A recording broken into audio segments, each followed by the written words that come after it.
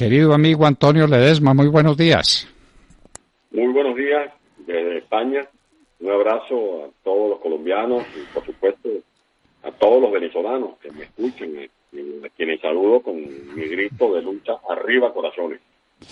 Arriba corazones. Bueno, Antonio, ¿cómo es posible que acaben con el país más rico en petróleo del mundo, que lo dejan hasta sin gasolina? A ver, explíquenos eso, ¿cómo es posible, Antonio? Porque yo entiendo que falte el agua y que falte la energía eléctrica, pues no es fácil entenderlo, pero uno termina por entenderlo. Pero hasta la gasolina en el país más rico del mundo en reservas petroleras, ¿eso cómo puede ser posible, Antonio? Todo eso es consecuencia de la oscuridad, porque Chávez y Maduro representan el mal.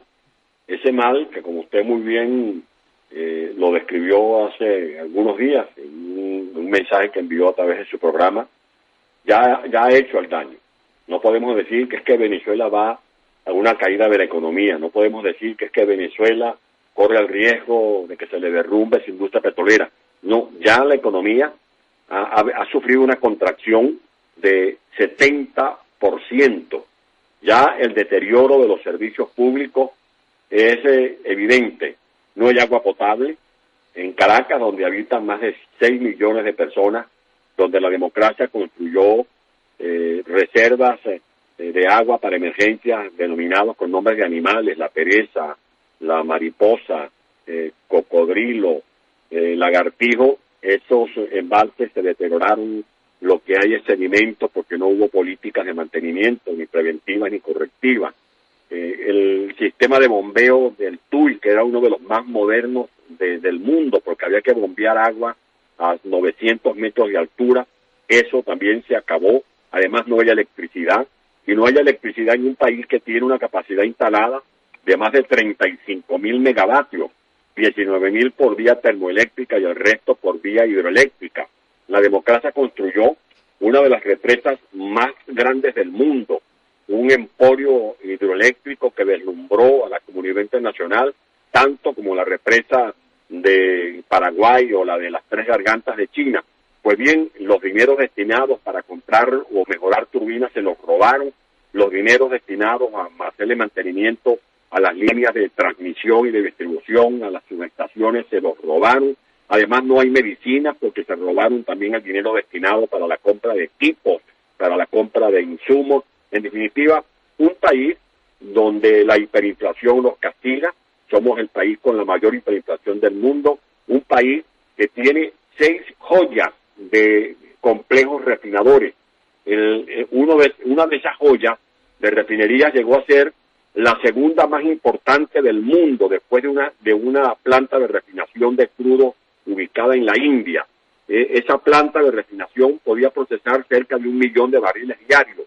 Y resulta que teniendo nosotros 6 joyas de refinación en Venezuela, más refinerías en Alemania, en Inglaterra, en Suecia, en Jamaica, en Curazao, en República Dominicana, en las Islas Vírgenes y en los Estados Unidos, tenemos que estar importando gasolina de Irán en esta tratativa que no solo sirve para traer gasolina, sino para traer terroristas que junto con los narcoguerrilleros del ELN y de la FARC siguen haciendo de Venezuela un escenario para promover conflictos, sobre todo provocaciones hacia uno de los aliados más importantes que tiene Venezuela, como es Estados Unidos, y también contra Brasil y contra Colombia. Por lo tanto, esto es consecuencia del populismo, esto es consecuencia de la demagogia y de un régimen pervertido que es capaz de hacer de Venezuela el país de donde se trafica el mayor volumen de cocaína.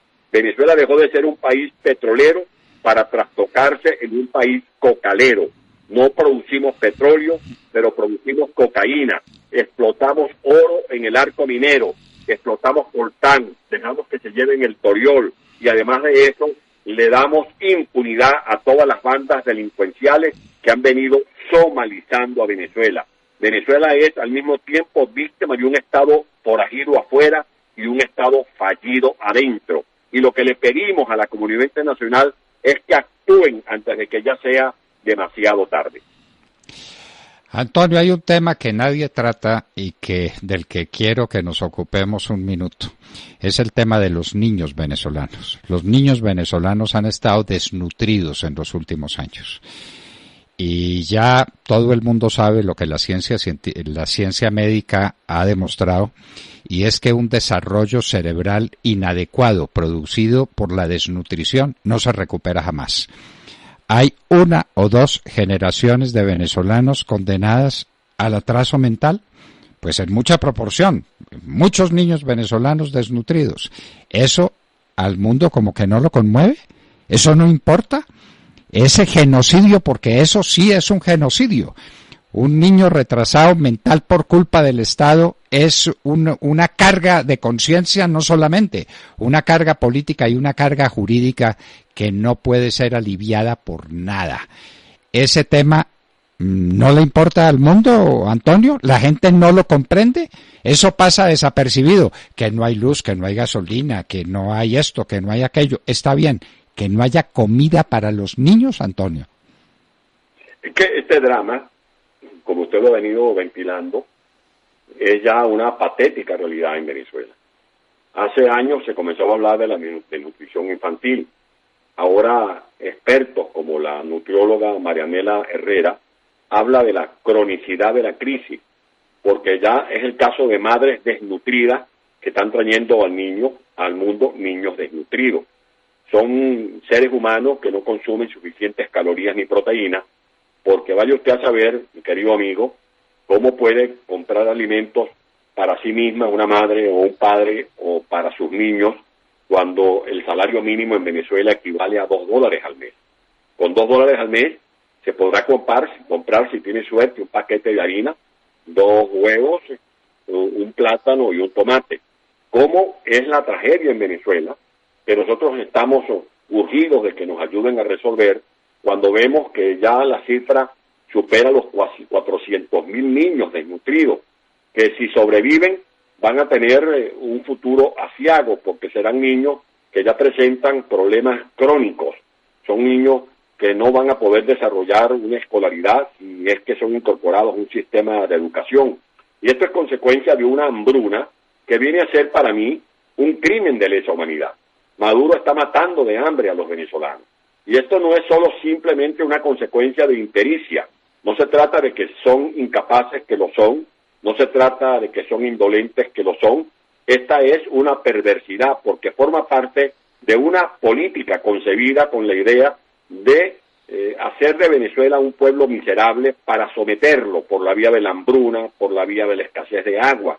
Un país que está cruzado por ríos caudalosos como el Orinoco, como el Caroní, como el Apure, como el Guárico, como el Tuy, y resulta que no tenemos agua potable.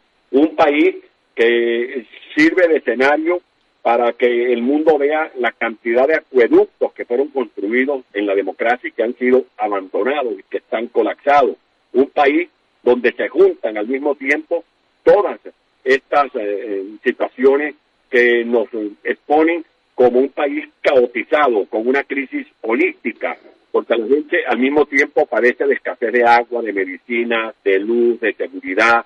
En definitiva, es un campo de concentración. Te lo vuelvo a decir, Venezuela es un gigantesco campo de concentración donde Maduro y sus capos tienen secuestrado a millones de venezolanos. Esta realidad afrentosa para el género humano. Esto no es un problema de Sudamérica, ni es un problema de por acá, de los lados del Caribe. Esto es un problema para el género humano. ¿Cómo es que no lo comprende la humanidad? Antonio, yo me pregunto cómo no se reacciona frente al caso de Venezuela. No reacciona nadie, ni el Papa, para ser francos, ni el Papa. A Venezuela la dejan morir en silencio. Ese sacrificio no está siendo conocido, ese genocidio no está siendo condenado moralmente. Me pregunto por qué. ¿Por qué? Porque ceden ante las maniobras del Foro de Sao Paulo, que le dice, por ejemplo, a las autoridades de Chile, quédense tranquilos, no se metan en el tema de Venezuela, porque si se meten en el tema de Venezuela, le vamos a alborotar a avispero en Chile, o lo vamos a alborotar en Colombia, o vamos a generar conflictos en Perú o en Ecuador, o en las mismas praderas de los Estados Unidos, donde hay más que pruebas de que factores organizados como miembros de cuadrillas de agitadores han sido formados en Venezuela por los asesores de Irán, por los asesores de Cuba. En Venezuela estuvo un buen tiempo el general Suleimán, que fue recientemente dado de baja con un dron por parte de las Fuerzas de Seguridad de Estados Unidos. Este general se paseaba por una mansión en la Lagunita Country Club de Caracas, luego estaba operando también en territorio del estado Apure, se dice que estaba también en la isla de Margarita, en el territorio de Cocha y de Margarita del estado de Nueva Esparta. Y en Venezuela están también estos grupos terroristas que vienen de una u otra manera amenazando la paz de nuestro hemisferio. Por lo tanto, lo que nosotros estamos es exigiendo urgentemente a la comunidad internacional que se pueda configurar una fuerza de paz global, especializada, sobre todo teniendo en cuenta un hecho cierto, que es que ya hay una galería de los más buscados. Y esta fotografía donde aparece Maduro y otros socios más que forman parte de los cárteles del narcotráfico, del terrorismo internacional, no es para que uno se haga un selfie o se solace viendo esas imágenes, es para concitar una fuerza de operaciones que capture a estos delincuentes que están haciendo estragos no solamente en Venezuela, sino que todas estas situaciones anómalas que hay en mi país repercuten negativamente en el vecindario, vale decir Brasil, Colombia y los propios Estados Unidos. Bueno, Antonio, y finalmente una inquietud. En Venezuela, pues lo que decíamos, es absolutamente irritante que no haya gasolina. Es decir, eso sí es un despropósito. Es como que se acaben los perfumes en Francia, ¿no es cierto? O como que se acabe el acero en la China. Eso es inaudito, es inaudito. Ahora, ¿qué va a pasar? Irán... Como si Colombia importara esmeralda. No, sí, o se acabara el café. Antonio, ¿qué es lo que va a pasar aquí? Irán está en condiciones de seguirle mandando a Venezuela, aquí llamamos puchitos, trocitos de petróleo líquido, de gasolina refinada, para el mal uso de algunos y para la desesperación de muchos. ¿Esto puede continuar así? ¿Cuánto tiempo? ¿Qué va a pasar con esto? Porque esto sí es el principio del fin. Un país que no se puede mover es un país que se acaba definitivamente. ¿Qué va a pasar con la gasolina en Venezuela? Bueno, es que ya sabemos que en Venezuela no se produce gasolina porque Maduro y sus socios no quieren. Venezuela tiene un complejo de refinación espectacular, de los más modernos de América Latina. Son 6 refinerías, la de Amuay, la de Punta Cardón, la de Bajo Grande. Está la refinería del Palito en el estado Carabobo, está la refinería San Roque y la de Guaraguao en el estado Anzoátegui. Son 6 refinerías que pudieran producir en situación óptima por lo menos refinar 1.300.000 barriles diarios.